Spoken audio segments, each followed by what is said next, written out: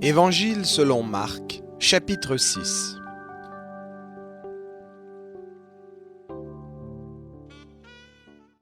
Jésus partit de là et se rendit dans sa patrie. Ses disciples le suivirent. Quand le sabbat fut venu, il se mit à enseigner dans la synagogue. Ses nombreux auditeurs étaient étonnés et disaient : « D'où cela lui vient-il ? Quelle est cette sagesse qui lui a été donnée ? Et comment de tels miracles se font-ils par ses mains ? N'est-ce pas le charpentier, le fils de Marie, le frère de Jacques, de Jose, de Jude et de Simon ? Et ses sœurs ne sont-elles pas ici parmi nous ? » Et il était pour eux une occasion de chute. Mais Jésus leur dit : « Un prophète n'est méprisé que dans sa patrie, parmi ses parents et dans sa maison. » Et il ne put faire là aucun miracle, sinon guérir quelques malades en leur imposant les mains. Et il s'étonna de leur incrédulité. Il parcourait les villages d'alentour en enseignant. Alors il appela les 12 et se mit à les envoyer 2 à 2, en leur donnant pouvoir sur les esprits impurs. Il leur recommanda de ne rien prendre pour la route, sinon un bâton seulement. Ni pain, ni sac, ni monnaie dans la ceinture, mais, disait-il, chaussez-vous de sandales et ne revêtez pas de tunique. Il leur disait : dans quelque maison que vous entriez, demeurez-y, jusqu'à ce que vous quittiez l'endroit. Et si quelque part les gens ne vous reçoivent ni ne vous écoutent, en partant de là, secouez la poussière de vos pieds en témoignage contre eux. Ils partirent et prêchèrent la repentance. Ils chassaient beaucoup de démons, oignaient d'huile beaucoup de malades et les guérissaient. Le roi Hérode l'apprit. En effet, le nom de Jésus devenait célèbre, et l'on disait « Jean-Baptiste est ressuscité d'entre les morts, et c'est pour cela qu'il a le pouvoir de faire des miracles. » D'autres disaient « C'est Élie », et d'autres disaient « C'est un prophète, comme l'un des prophètes. » Mais Hérode, en apprenant cela, disait « Ce Jean que j'ai fait décapiter, c'est lui qui est ressuscité. » Car Hérode lui-même avait fait saisir Jean et l'avait enchaîné en prison à cause d'Hérodiade, femme de Philippe, son frère, qu'il avait épousée. En effet, Jean lui disait « Il ne t'est pas permis d'avoir la femme de ton frère. » Hérodiade avait du ressentiment contre lui et voulait le faire mourir, mais elle ne le pouvait, car Hérode craignait Jean, sachant qu'il était un homme juste et saint. Il le protégeait, et quand il l'avait entendu, il était très perplexe.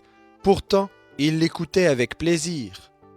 Cependant, un jour opportun arriva, lorsque Hérode, à l'anniversaire de sa naissance, donna un festin à ses dignitaires, aux chefs militaires et aux principaux de la Galilée.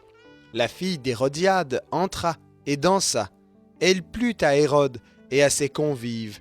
Le roi dit à la jeune fille : « Demande-moi ce que tu voudras, et je te le donnerai. » Il lui fit ce serment : « Ce que tu me demanderas, je te le donnerai quand ce serait la moitié de mon royaume. » Elle sortit et dit à sa mère : « Que demanderai-je ? » Celle-ci répondit : « La tête de Jean-Baptiste. » Elle s'empressa de rentrer aussitôt vers le roi et de lui demander : « Je veux que tu me donnes tout de suite sur un plat la tête de Jean-Baptiste. » Le roi fut attristé, mais à cause de ses serments et des convives, il ne voulut pas lui opposer un refus. Il envoya aussitôt un garde avec ordre d'apporter la tête de Jean-Baptiste. Le garde alla décapiter Jean dans sa prison et apporta la tête sur un plat. Il la donna à la jeune fille et la jeune fille la donna à sa mère. À cette nouvelle, les disciples de Jean vinrent prendre son corps et le mirent dans un tombeau. Les apôtres se rassemblèrent auprès de Jésus et lui racontèrent tout ce qu'ils avaient fait et ce qu'ils avaient enseigné. Il leur dit : « Venez à l'écart dans un lieu désert et reposez-vous un peu. » Car beaucoup de personnes allaient et venaient, et ils n'avaient pas même le temps de manger.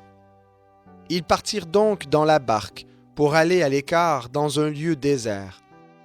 Plusieurs les virent s'en aller et les reconnurent, et de toutes les villes on accourut à pied, et on les devança, là où ils se rendaient. Quand il sortit de la barque, Jésus vit une grande foule et en eut compassion, parce qu'ils étaient comme des brebis qui n'ont pas de berger, et il se mit à les enseigner longuement. Comme l'heure était déjà avancée, ses disciples s'approchèrent de lui et dirent : « Ce lieu est désert, et l'heure est déjà avancée. Renvoie-les, afin qu'ils aillent dans les campagnes et dans les villages des environs pour s'acheter de quoi manger. » Jésus leur répondit : « Donnez-leur vous-même à manger. » Mais ils lui dirent : « Irons-nous acheter des pains pour 200 deniers et leur donnerons-nous à manger ?» Et il leur répondit : « Combien avez-vous de pain ? Allez voir. » Ils s'en informèrent et répondirent : « 5 et 2 poissons. » Alors il leur commanda de les faire tous asseoir en groupe sur l'herbe verte. Et ils s'assirent par rangées de 100 et de 50. Il prit les 5 pains et les 2 poissons, leva les yeux vers le ciel et dit la bénédiction. Puis il rompit les pains et les donna aux disciples pour les distribuer à la foule. Il partagea aussi les 2 poissons entre tous. Tous mangèrent et furent rassasiés, et l'on emporta 12 paniers pleins de morceaux de pain et de poissons. Ceux qui avaient mangé les pains étaient 5000 hommes. Aussitôt après, il obligea ses disciples à monter dans la barque et à le précéder sur l'autre rive, vers Bethsaïda, pendant que lui-même renverrait la foule. Quand il eut pris congé d'elle, il s'en alla sur la montagne pour prier. Le soir venu, la barque était au milieu de la mer et Jésus était seul à terre. Il vit qu'ils avaient beaucoup de peine à ramer car le vent leur était contraire. À la 4e veille de la nuit environ, il alla vers eux en marchant sur la mer et il voulait les dépasser. Quand ils le virent marcher sur la mer, ils pensèrent que c'était un fantôme et ils poussèrent des cris, car ils le voyaient tous et ils furent troublés. Aussitôt Jésus leur parla et leur dit : « Rassurez-vous, c'est moi, n'ayez pas peur. » Puis il monta auprès d'eux dans la barque et le vent tomba. En eux-mêmes, ils étaient tous stupéfaits, car ils n'avaient pas compris le miracle des pains, parce que leur cœur était endurci. Après avoir achevé leur traversée, ils arrivèrent dans le pays de Génézareth et ils abordèrent. Quand ils furent sortis de la barque, les gens reconnurent aussitôt Jésus, parcoururent toute la région et se mirent à apporter des malades sur des grabats, partout où l'on apprenait qu'il était. Partout où il entrait, village, ville ou campagne, on mettait des malades sur les places publiques et on le suppliait afin de toucher seulement la frange de son vêtement. Et tous ceux qui le touchaient étaient délivrés.